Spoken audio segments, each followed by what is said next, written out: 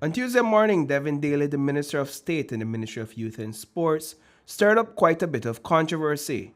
He revealed that the Ministry of Youth and Sports has to split a budget of $7.5 million. The reality is we have accessible to us about $7.5 million between youth and sports. Okay. However, 7 out of that 7.5 million is on salaries.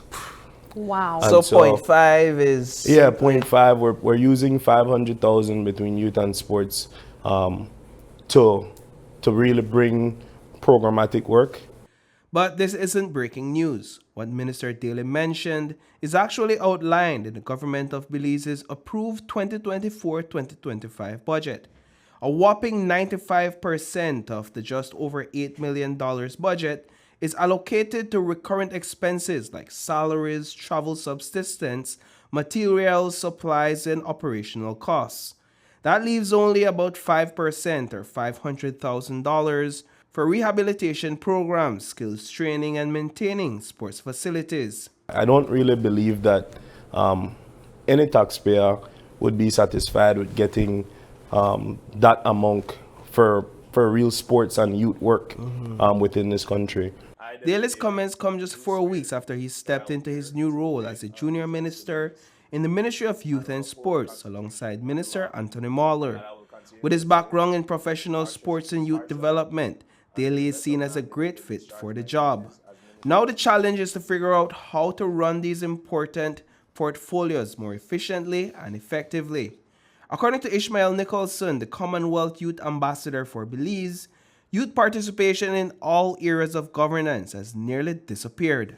In economics, we learned there's at a certain point when you have so many employees that the efficiency will continue to decrease, right? And so it is only in economics we learn that more employees, less efficiency. And if the ministry believe that we need to cut to create efficiency, and of course if they do it in a practical and proper way through its evaluation and assessment, I believe we will the youth will back it up 100%. A closer look at the $500,000 earmarked for youth and sports investments reveals that no funds were allocated for youth development services in 2024, nor for youth programs and initiatives. The Youth for the Future Participation in Governance line item also got $0. But what can you really expect from a budget that's stretched so thin?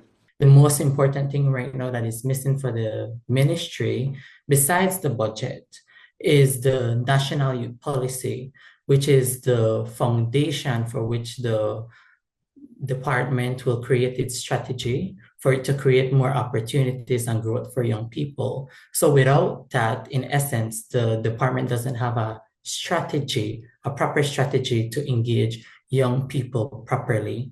And because that strategy is absent and youths are not involved within the department effectively and meaningfully, we create youths to become more at risk, which we are supposed to prevent youths from becoming at-risk youths. The sports budget paints a similar picture. Not a single dollar was set aside for youth programs and initiatives. Instead, more money was allocated for buying furniture and equipment, $46,000, than for maintaining sport facilities, which only got $40,000. This has resulted in poorly maintained facilities across the country and a serious lack of investment in athlete development. As a government, our job is twofold. We're supposed to make sure that facilities, which is a part of development, is upkept and up to a certain standard. And then we're supposed to work with the federations to ensure that the competition and development side of youth sports and senior sports is carried out. So one of the things that I would say is dear to me is that we have to make sure that we keep these facilities to a certain standard, and we have to apply pressure and work and provide whatever resources to the federations to ensure that they're carrying out the competitions in the facilities that we provide. But the way the current budget for youth and sports is set up, there's no financial wiggle room to boost youth involvement in governance through the DYS or to improve the maintenance of sports facilities. Reporting for News 5, I am Paul Lopez.